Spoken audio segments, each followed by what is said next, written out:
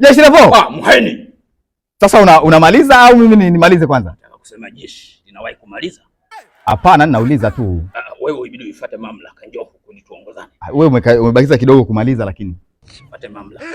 Sasa sikiliza, si unajua tunategemeana yani kama vile tu bodaboda na mshikaki. Au unaweza kusema mgonjwa na daktari. Mganga anataka kuaguliwa.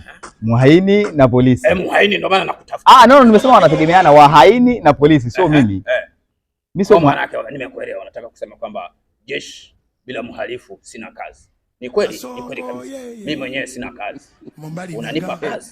Siwezi nikaacha kazi wakati mimi sina kazi. Nafikiri tuongozane, tupeleke kituoni ukaonyeshe kazi. Uone jinsi ilivyo ngumu kuacha kazi na kutafuta kazi. Sasa mkuu, utanidondosha? Hapana, ndio kazi yenyewe. Tunategemea. Ndio.